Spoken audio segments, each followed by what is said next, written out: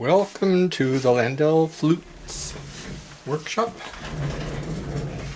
The first of probably a few lectures that I'll put together for those of you learning online who are not able to get here for some reason. We're into the lockdown from the coronavirus now, what, about 25 days, so who knows how long that will last. And we have some students who are working at home, out of their home, and I'm helping them by putting together some lectures. So this is the first of probably 3 or 4 lectures that I'll do, and I'll be using the first book that I wrote, the Landell Flutes TuneUp manual. This is my first edition of several that I've written to help people to learn how to work on fine flutes. I'm specifically gearing this towards the high-end flutes because there are plenty of people working on commercial student flutes out there, and the people who are trained to work on expensive flutes are mostly being employed in some business or other, like for example in Boston. So there is a shortage of repairers for really fine flutes. There are a lot of them out there, so I think I'll hopefully tend to train people to meet that need, and we'll see how that works. It's been maybe 30-something years since I started in 1982 with the Vermont Guild. So that's what, 28 years we've been doing these classes. 28 years, it's a long time. So with this little book, you'll see the list of tools that I'll be showing you in demonstration today. This is just a basic toolkit for what you need to take the flute apart and clean it and put it together again. You'll need to supply a few things that you can get locally, and that list is limited to 16 tools, some of which I make myself. Many of them I can buy, and then within the next page we're already going to talk about each of the steps, step 1, step 2, and pretty carefully described what to do with the tools and how to do it. But I just have to comment, every flute is different. Every flute is made different from every other. You won't find exactly the same designs from one flute to the next.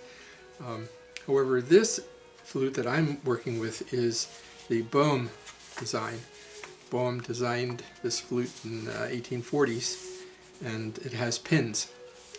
Now, that's the most common kind of flute in the world today, but I know that there are other flutes that are made without pins, and they're quite a bit harder to get apart and put together. It's all basically the same sort of problems, but working on a pinless flute, you're going to find some hazardly moments when things don't come to work very well. So in the middle of this book, here is my diagram. It's called the exploded view, and I hope you can see everything is labeled. It's so important to have nomenclature that is clear and everyone agrees. But basically each key is labeled by the name of the note that comes out when you press down that key, except for the first one. The first key is called the C sharp key, and the thumb key. But then all the other keys are B flat, A, G, G sharp, F sharp, F, E, D, and then the foot joint has the D sharp key, the C sharp, C, and B. So yes, we're talking about B foot joints, just because that's the kind of flutes that I'm working on, and you'll see mostly B foot joints in the United States anyway, and probably all over the world. So The flute is the product of a genius, Theobald Boom. He was a master of design and also a master player as well. We have some of his music that he wrote, some solo pieces, and we have etudes that he wrote. He was a flute teacher as well as a soloist and performer, and an inventor. He invented things like the overstrung harp on the piano. People didn't make the piano harp the way they do it now before Bohm, and he contributed to the design of that instrument in that way. So in this day, I'm going to try to do this in a minute, in an hour rather. We'll start the timer, and hopefully I'll get through with this within an hour so it doesn't take you too much of your time. But I do encourage you to buy this book, and as you're working on the flute, use this often at first, in the beginning of your work. Use this drawing to see how things are supposed to fit together and come apart. And one of the most important things is keeping track of the pins. Now, the little pins that are in the flute are made from sewing needles. They're actually the top end of the sewing needles with the points ground off. And I mean, in the old days they used sewing needles for springs as well. But fortunately now we're not doing that anymore, because you can get a lot of injuries just from the needles working on a flute like that. That's my experience. So the pins are not interchangeable. So when you're taking the flute apart and you're going to work on a surface that is clear and clean, and work over a floor which is also smooth and clean, don't work over a rug, work over a smooth, best is a hardwood floor, not cement, because if you drop a flute on the cement floor, it's going to get damaged. So hardwood floors are the best for your shop, and with fluorescent lighting over you, that's excellent. That's the best kind of light. Definitely not outdoor sunlight, it's too bright and just blinding when you're trying to work on it. The flute's so reflective that it's very hard to see what you're doing. So here, if you have, I'm going to hold this up to you. If you don't have this book, you can take a screenshot and take a screenshot of this picture, of this drawing, and I'll hold it still. So Control print screen, Control print screen, and then take it and paste it, Control V on your computer in Photoshop, and you'll have this drawing for your own references. It's important to know what the keys are called, how I'm referring to each part, and just to be able to refer to this drawing, I think, is pretty central to doing this kind of work. So with that, I have a Haynes flute here that I will take apart in front of the camera and talk about things as I do. I'll move this over to looking at the bench.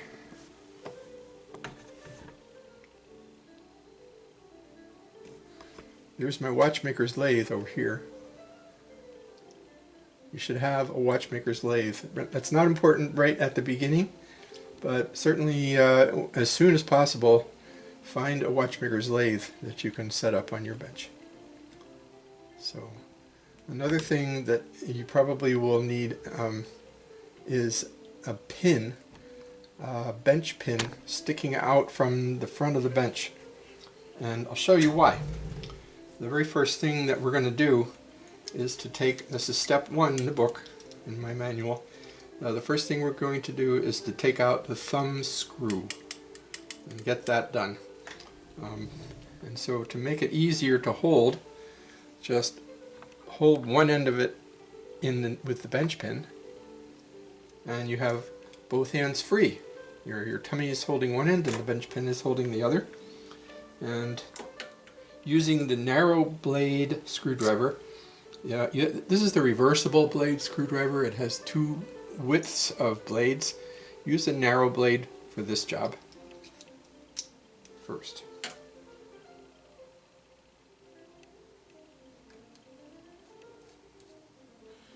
While you're holding the screwdriver, you'll see that there's a turning spindle thing on the top. Put that right in the palm of your hand and press the screwdriver against the slot in the screw. And you can turn it very easily that way. And pull out the little screw like that. And we'll go over here to the bench again and put that in the screw block.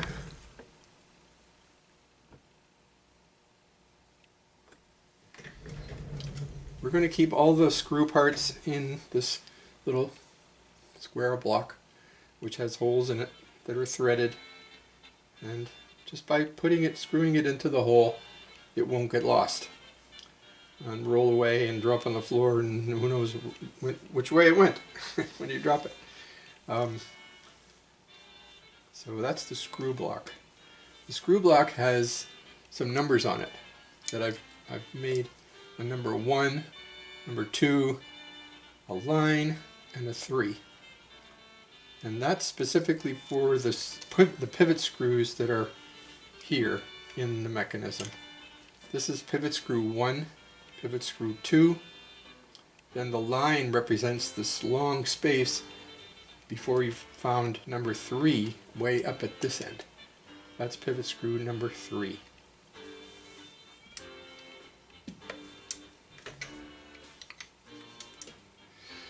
So the first thing we'll do is take out pivot screw number 3.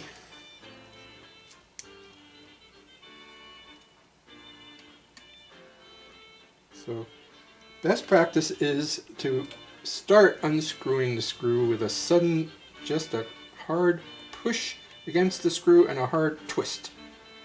You don't know how tightly that screw is held in this post. This is called a post where the screw is. You don't know how tightly that screw is in there until you first turn it. And if it's in there really tight, the screwdriver might slip out of the slot and bend over and damage the slot. And if that happens enough, it becomes very difficult to unscrew that screw. Here I go. I'm getting ahead of myself. I should have done something before that, so let me back up and reverse the tape here. I need to take it off. The left-hand section comes off next, not the drills. So we're going to unscrew the screw that's here, not the one at the end, not that one. We're going to unscrew this screw in this left-hand section. And this is a long pivot screw, and it's holding the C-sharp key in place.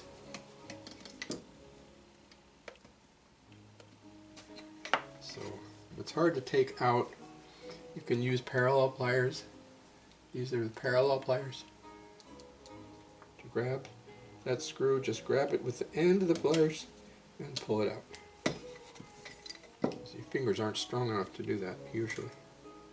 So there's the screw. Can you see that? The end of that screw has a point, just like the other pivot screws have points. The inexpensive flutes that don't have a tapered pivot on the end like this, put it in the screen so you can see it. The end of the pivot screw should be pointed.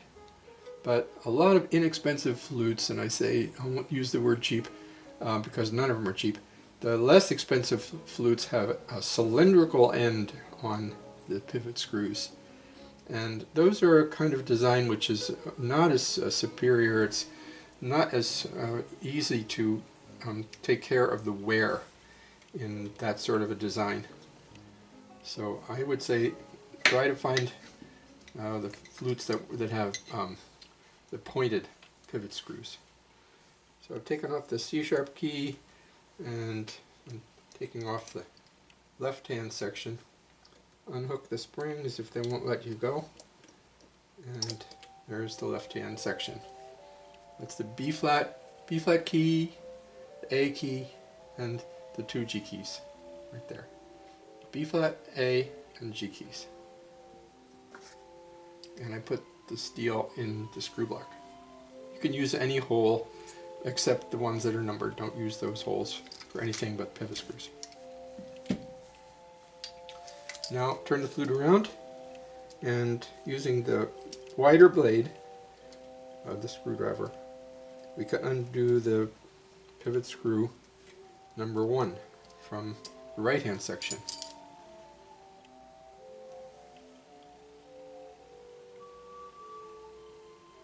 See how small that is? That's a very, very tiny part. If you drop that, you're going to be looking for it for a long time before you find it. So be very careful with small parts. Put them right away in the screw block and tighten it in so they won't roll out and go away. Okay. Now the end of the right hand section is free, and usually we have to play with the springs to get them loose, especially the F sharp and the F springs. On a Haynes flute, that's essential. You have to undo those springs. You'll never get the key off without doing it. So there's your right hand keys. Right there. The F sharp key, F key, E key, and D key. Okay, you see what I'm saying? You label the keys by what the note comes out when you press down the key. You press this key down, you get F. Press this down, you get E. Press this down, you get a D. So they're called F, E, and D. And this is the F sharp key, which is a dependent key. The F sharp is dependent on the other 3 keys. So if when you press any one of these 3 keys, the F sharp goes down. It's a dependent key. We'll talk more about that later. Okay, now it's time to take off the trill key.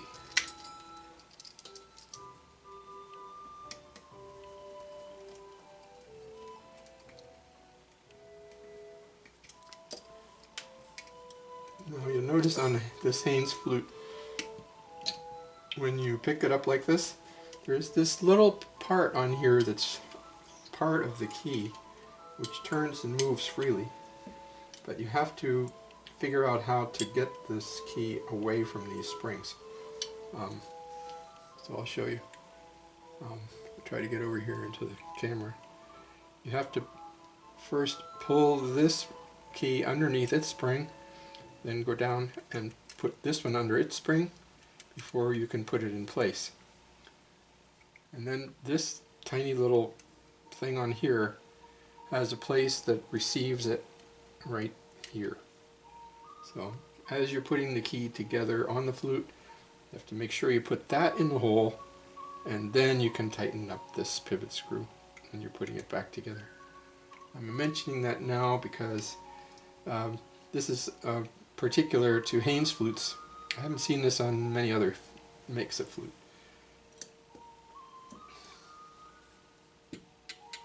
So what remains? The G sharp key. And this one's difficult to do because you can't really get the screwdriver straight into the slot of the screw. You see, you have to kind of go at an angle because you have this post in the way here. So, and you have the spring in the way up here, there. So you have to kind of go at it at a slight angle. And when you get it into that slot and the screwdriver is engaged, use your fingers, these fingers. Can you see that?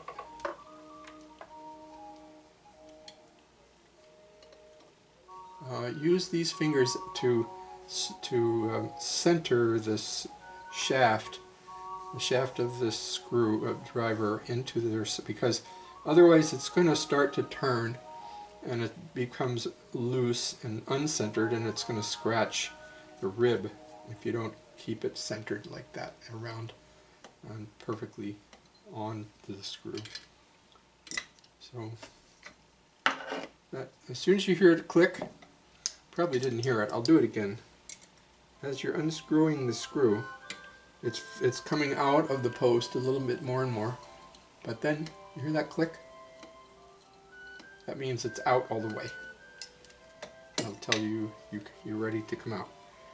Now I'm going to use the left hand, the palm of my hand, I'm going to press down on the body of the flute. So my hand, my fingers, my thumb and my first finger have a complete control of this G sharp key. If it's not centered with the post at the far end, then that screw is not going to want to come out very easily. So as I'm pulling it out, I'm trying to make it go centered by wiggling it and getting it centered, and there it is. There's the screw.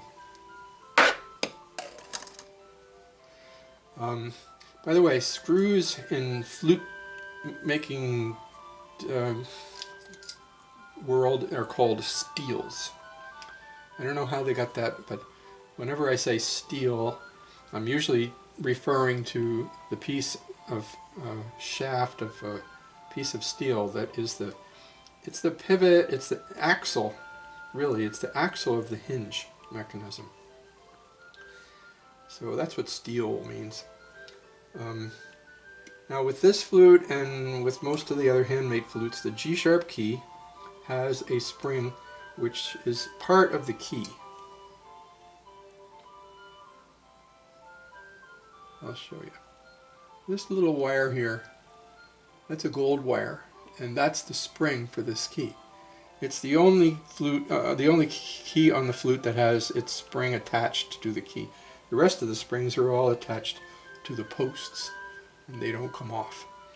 But this makes this key a little bit more difficult to deal with, putting it together and taking it apart, because you can't defeat the force of this spring. As soon as you go to put it together, you'll see there's a hole in this post. If I can get that into view for you. Okay, here's where the G key is between this post and this post. From here to here is where the G key goes. And at the bottom of this hole down here for the post, there is another little hole where the spring goes in. And it's sort of buried underneath there, but if you look for it, you'll find it. It's down there. Just review right now before I go forward. To put this key on, you have to first of all make sure that that spring goes in that hole. That's essential. To get the spring in there is essential. On some flutes, that spring might be located outside of the post and just pressing against the front of it. Some makers don't put a hole underneath here. They found an easier way to do it. But the Boston makers, they all do this with the hole. So now I've got the key in place. I'm going to experiment here with getting a close-up view.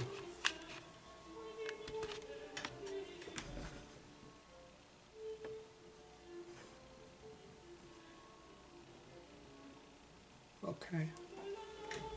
I probably should have done this before, but I mean, this really is kind of detailed.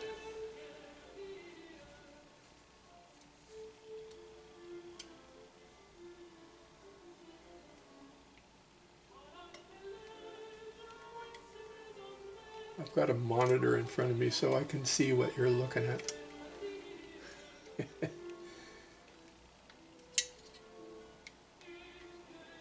So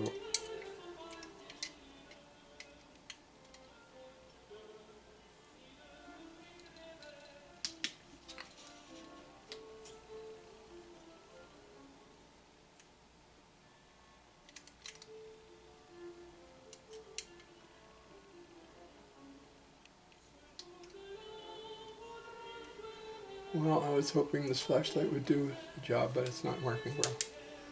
Anyway, the assembly looks like this. You have the spring sticking out of the key from underneath here.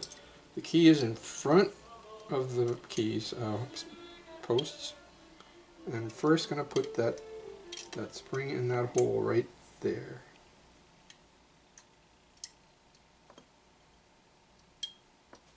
Very hard to see this.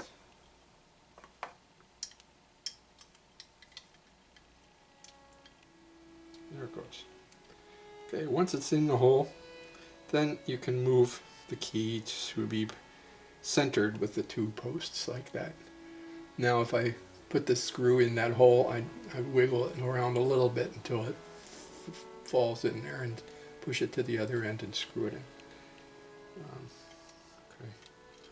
So that's just a little detail work right there to help you see how to do that key, because it's not the same as the rest.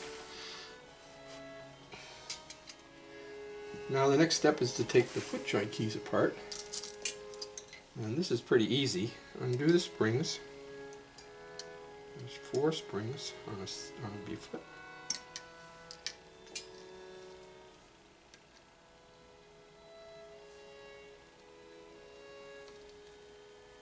My hand's in the way so you can't see that happening. So as you start to unscrew the screw, then turn. So you don't let that screwdriver slip out of the slot and damage it. Once you feel the click, you hear it, you're unscrewed enough, and you get your pliers.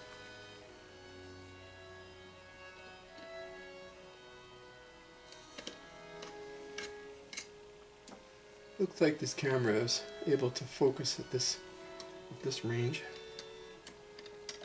We're a good 2 feet away anyway, but it's got a zoom on it, so I've got my hands in the way though.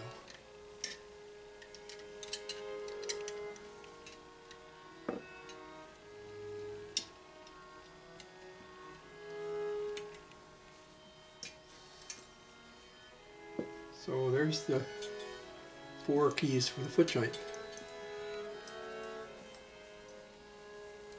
And the steel. There's the B key, the C key, the C sharp key, and the D sharp key.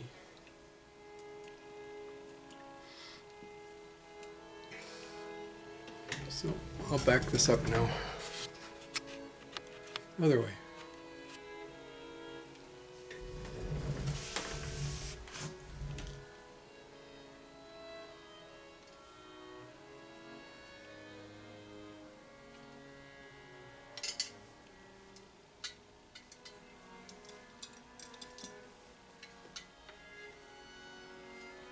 Oh my.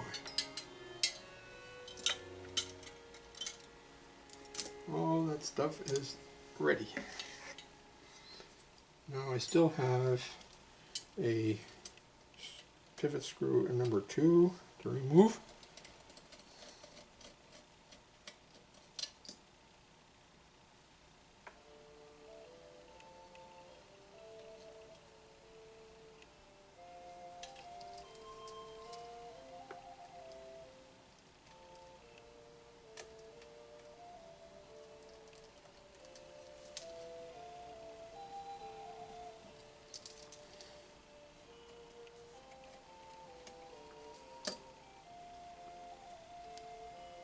And there's pivot screw number 3.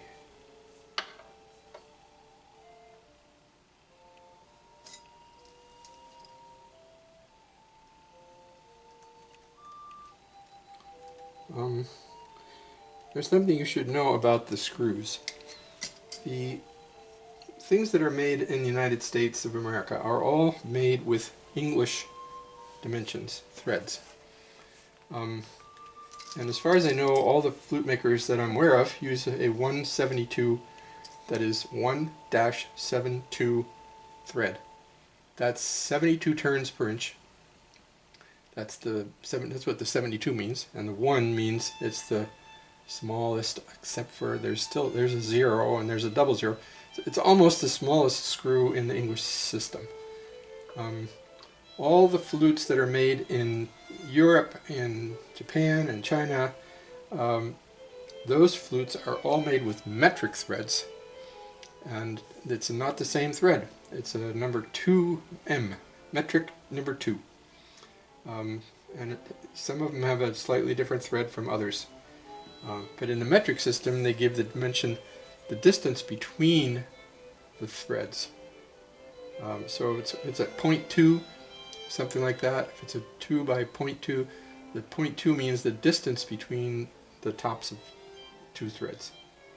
In the English system, they tell you the number of turns, the number of threads per inch. So that's just an aside, something you need to know if you have to do something. Now I'm going to take the head joint apart, which is the simple part.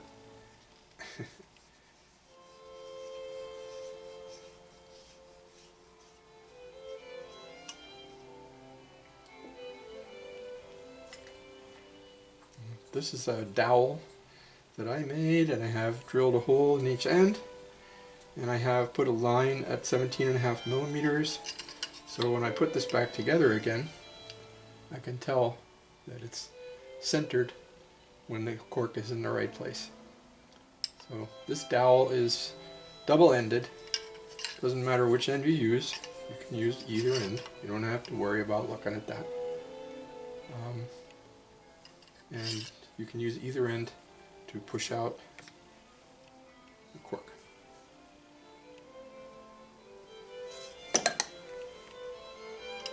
Now, please do not ever take this and push it out that way.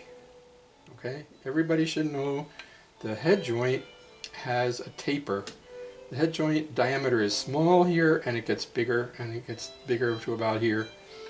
And so you will not be able to take out the head joint cork just by pushing it out that way, up the head joint, out the head. That's something that you really need to know and not forget ever. Okay? Push it out that way.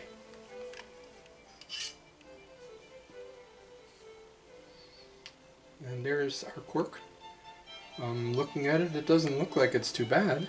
I don't see any green. Usually an old cork has mildew, and it's shrunken. It comes out very easily, unless it's completely impossible to take it out. And that happens too.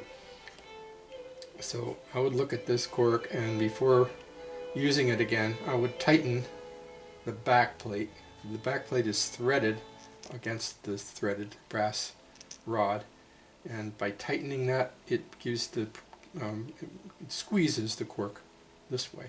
It makes it a tighter fit inside the head joint. And sometimes you'll find that this is actually glued to the cork, and it makes it very difficult to turn, if not impossible. So if that happens, then just heat this up with a little bit of heat, and try not to catch it on fire if you're using the alcohol lamp. Use a hot air gun is the best way to do it. Don't use the alcohol lamp. And when you get it hot enough, then the shellac that's inside here that's holding it together will be loose enough. You can turn this and hold it in a vise or in a chuck with a lathe or something and just unscrew it. Then you have to heat up this end, and that way once it's hot, you can push down on the cork towards the bench that way and pull it away from this plate. And once you get it off, then you can fit a new one on here, again by using shellac up here when you put it down together, shellac the plate when you put it on, and then in a lathe it's spinning in the chuck of the lathe, and use sandpaper and sand it so that it's like a barrel shape, so that it's get a little bit thicker in the middle and all the way down to flush at either end. So that's part of renovation. You don't have to do it every time you do a clean on and adjust, but if the cork is green and it's too small, that's probably the best thing to do, is to replace that cork. Now I see we're right about a half an hour into this. Before I started working on this, I sight down the head joint and I look for dents. With a Sharpie, I put a circle around those dents so I can't miss them. And now I can show you how to take care of these dents. This is called a steel mandrel, and it's been turned with a taper. It's not a perfect copy of, it's not what we call a parabolic taper, but it is tapered enough so that you can put it inside the head joint. Please remember this before you ever put something inside the head joint. Use a swab and make sure there's no dust inside, because if there is, then that's going to cause a big scratch.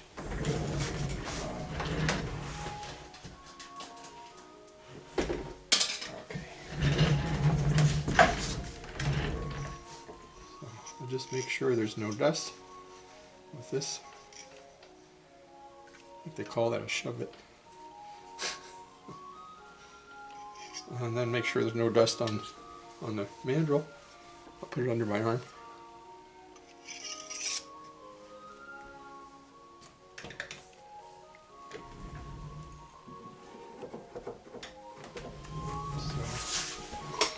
Now I'll get my dent roller and move the camera so you can see what we're doing out here. There it is.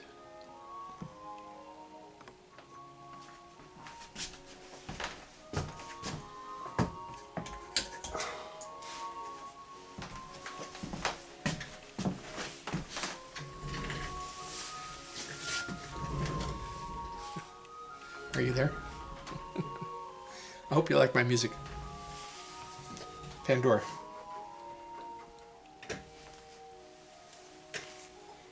So there's a pretty bad dent right there.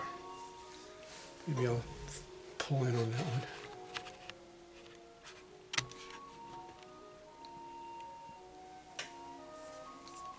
Now this is a dent roller.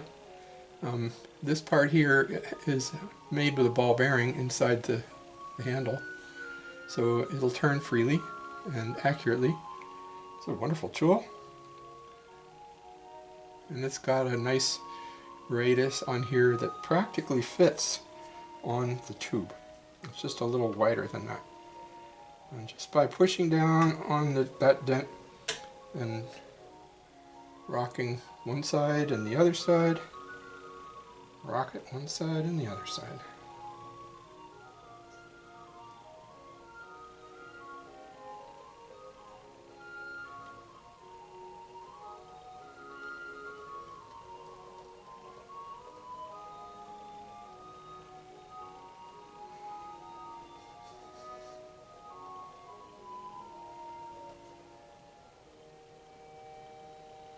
Nice.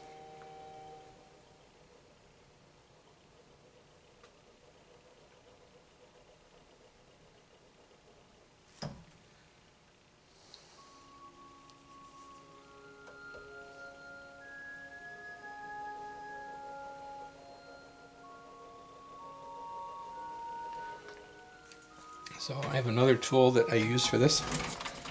We're going to have to move the camera to get in here.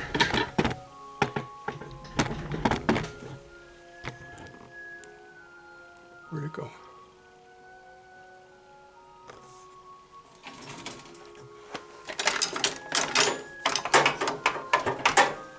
Come here. So this is my double-handled burnisher. Go back. And we make these, every student makes one in the overhaul class. This is a file which has been completely polished, and there are no file teeth at all on here. It's polished in the polishing machine after grinding and grinding and grinding to get rid of all the scratches. And it's hardened, so I can polish it and work on that dent until it's almost gone. It's better now. Not totally gone.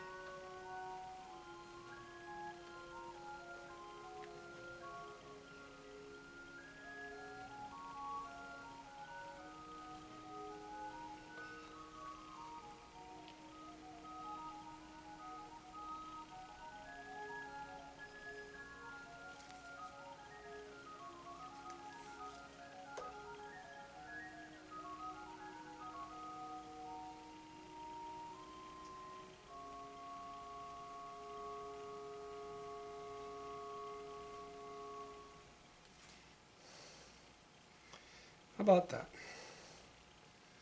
That's just about perfect.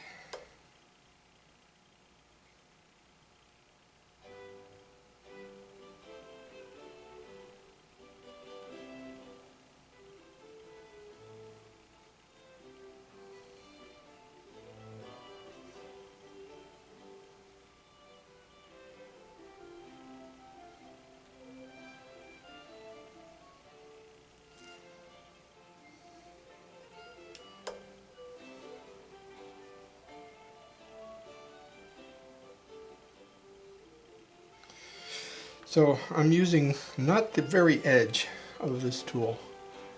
I'm using just behind the edge, right in that area behind the edge. I'm not using the broad area at all. It's just right in this, right after the edge. That's where the tool works best. So I kind of hold it like that at an angle, not straight up, not all the way back, but like that.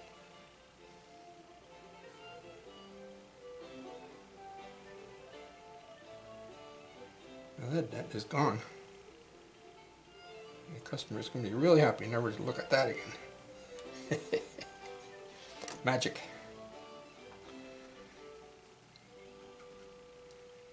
I'd have to use a very fine number 6 file to get rid of all of the last little bit of ripple. This is the finest number 6 file I have. This is a Grobet Swiss pattern file. And by draw filing, that is by going back and forth at a 90 degrees, holding the file straight across and just pull it back and forth. This will take care of any little ripples that you just can't get out with the burnisher or the roller. And in fact, these file marks are so light that the polisher will easily take care of that when you get to the polishing, buffing with Tripoli. But I think for most people, that's not necessary. They'll be happy that you got rid of the dent. But since this is an overhaul, I'll be putting all new pads in this flute, and I wanted to make it look just as nice as new. Just as good as, maybe even better.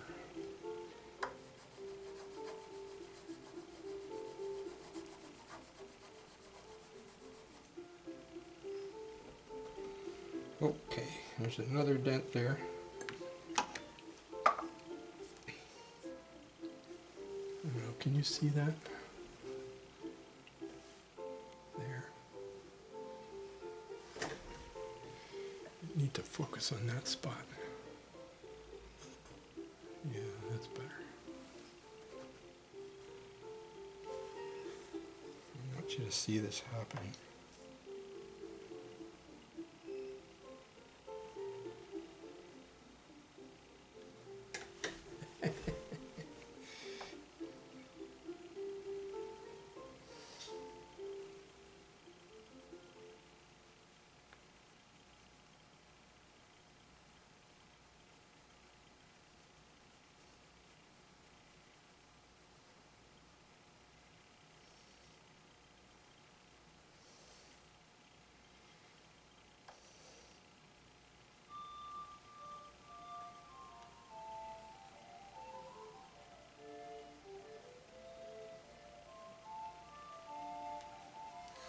Gone.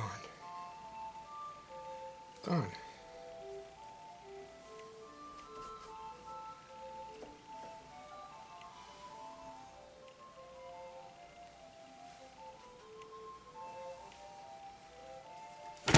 Oh, I bumped it. I'm sorry.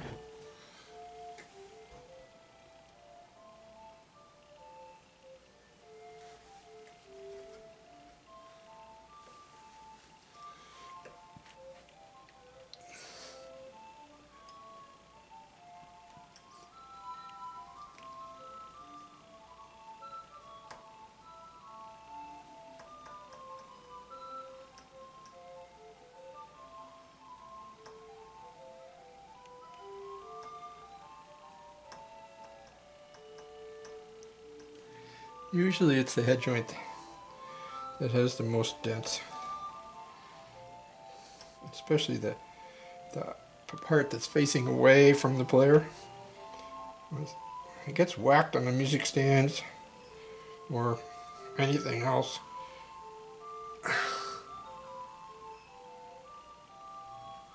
Because the flutist hands are on the other part of the flute, they're not protecting the head joint. So that's where the damage usually is the worst. We all do it.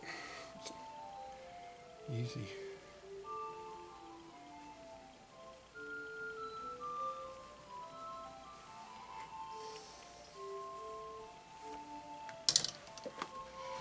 There.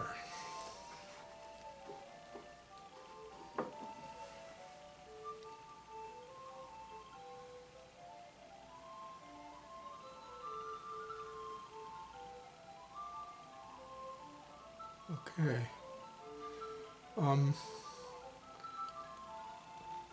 Okay, I've got about 19 minutes. I want to take the pins out, and then the flute will be ready to sit in the tarnish remover tomorrow. It's the next session we do here. So I need to talk about the pin driver and encourage you, because this is the hardest part of what we do. Okay, there we are.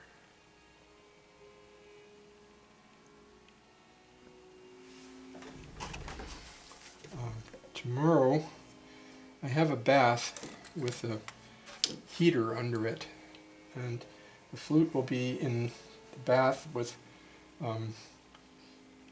baking soda, and all around inside the bath will be aluminum foil, and it'll sit there for probably a half an hour or so. And you can probably see there, there's a certain amount of tarnish on, especially in this area where it doesn't get handled. There's not much tarnish back here, but it always builds up in the areas where you can't touch it and where you can't wash it and clean it and pat with a polishing cloth. So tomorrow I'll show you about getting the tarnish off and then hand polishing the flute. With a COA, I try to stay away from using polishing machine unless it's essential.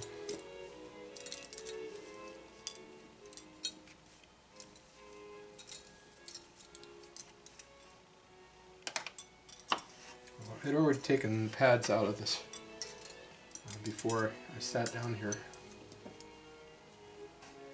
I need to measure them and then tell Jim Schmidt. I use Schmidt pads. Tell him what the dimensions are for these pads.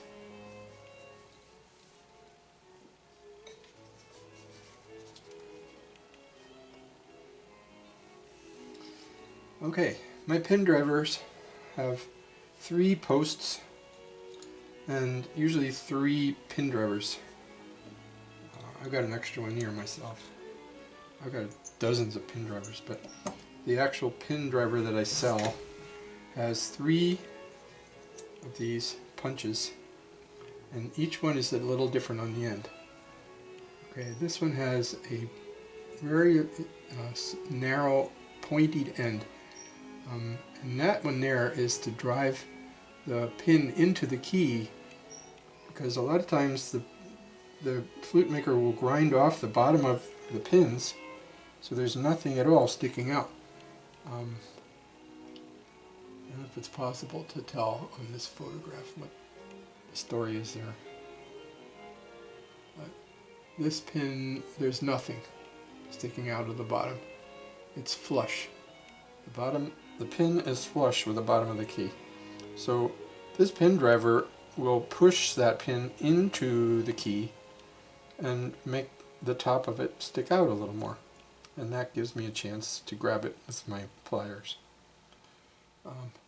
I should tell you that every pin that is made for flutes is made from needles, and just like sewing needles, I've got one here, handle, there it is. Okay, this is a sewing needle that I've got in a handle, and this is a tool that we use for taking out the pads. But all the pins in our flutes are made from sewing needles because they're very hard and they're tapered. The taper is a parabolic taper. In other words, there's a quick taper at the end, and then it gets smaller and more gradual, right, back about here.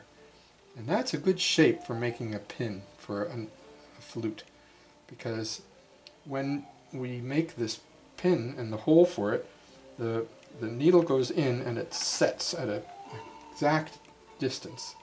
You can't just keep driving it further and further and further in. That's the brilliance of using a needle for making pins. But the thing you need to remember is, you see how if this was on the flute right now, the flute body would be here. The pins are always made so they're pointing toward the body.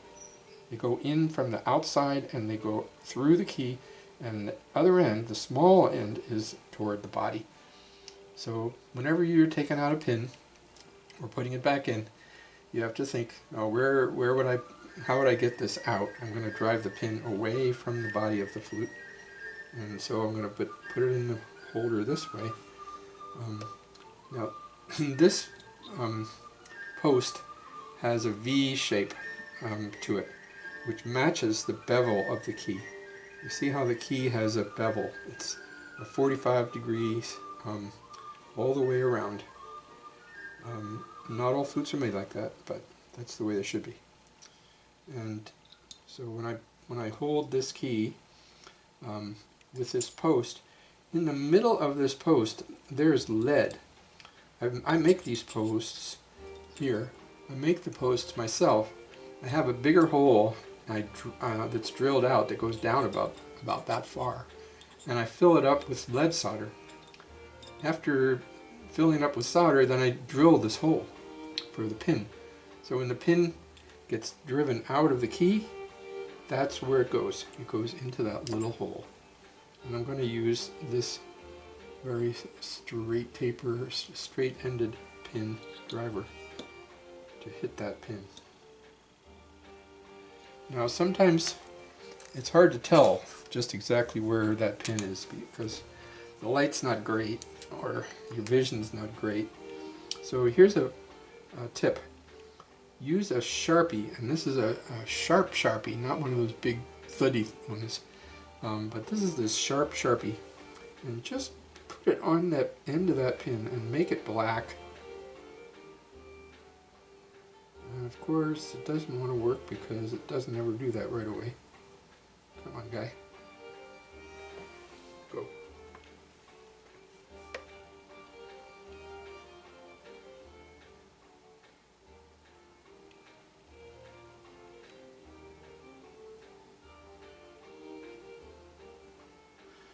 Okay, so that gives me a target. Now I know exactly where that pin is when I set this down on there. Right on top of that pin. Don't miss. I hold this hammer sideways. Don't try to hold it straight up this way because you miss. I want you to look at the pin with through the optivisor. If you're using optivisors like I am, these are the greatest. You can see everything. I can see 1/1000th of an inch with an optivisor on. So you got that centered over there. When you tap this, look at the pin. Yep, it moved. There it is. See that?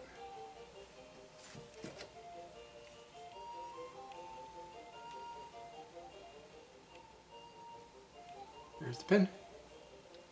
So I'm going to put this pin on the bench right next to the box, and the key that it came out of I'm going to put right next to that pin, And then the key that goes next to that, I'm going to line it up on the bench.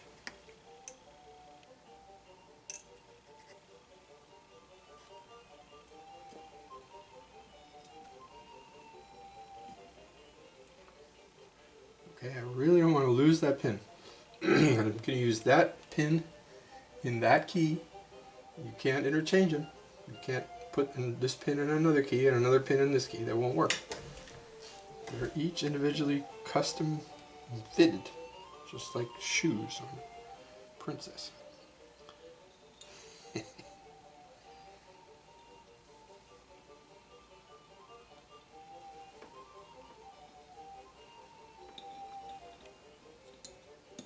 Alright, this one's flush, so I'll use the same pin driver again. Drive it into the key. Yep, there it goes.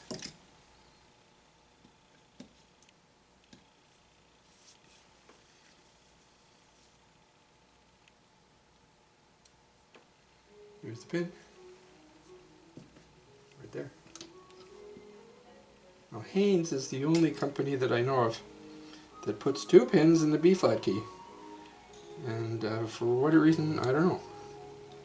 I guess they think it's going to be more stable that way or something. It's twice as much work.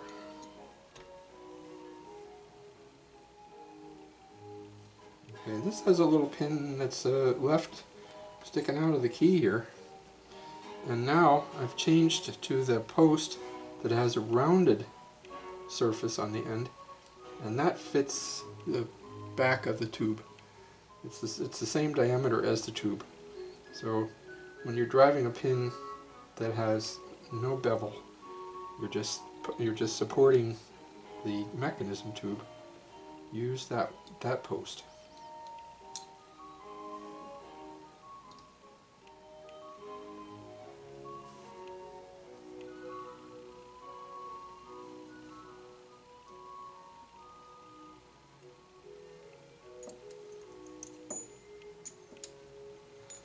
I want the blunt pin driver.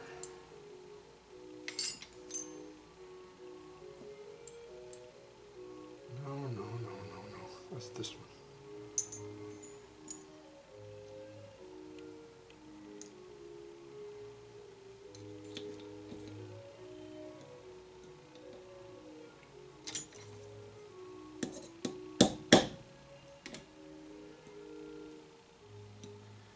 That moved it. I'm going to back this up a little bit.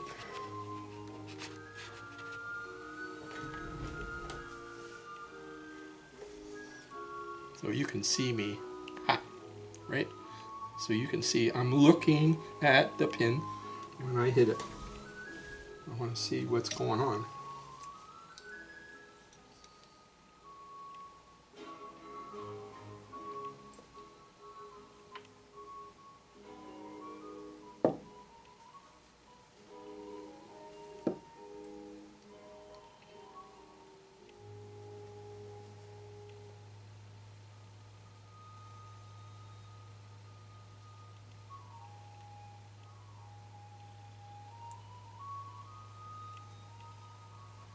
Oh, I've gone over an hour. I'm sorry. No, just pulled that pin out. There's plenty sticking out. There's the G key and the steel.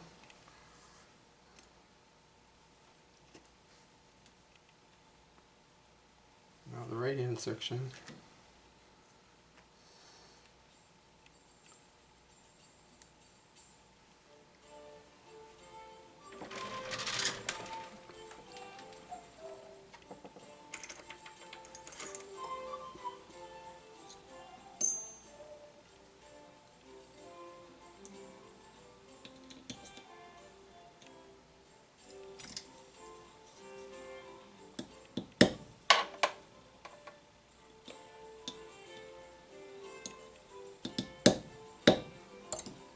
Okay, knocked them.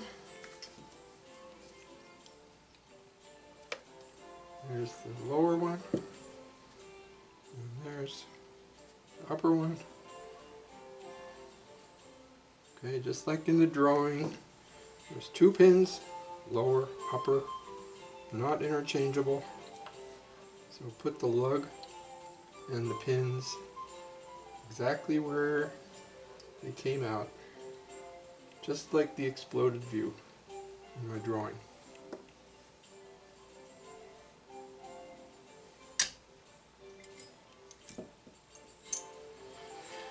Okay, now we're done. Actually it's not quite an hour, is it? So I didn't run over. Obviously, if you have any questions, you can Skype me, and I'm always interested to meet people and to talk with you. I'm here in the shop almost every day. It's just I'm semi-retired, you know, so I don't have much to do but work on flutes now. I love it. And we can do this as much as you want. I guess the next thing I'm going to do is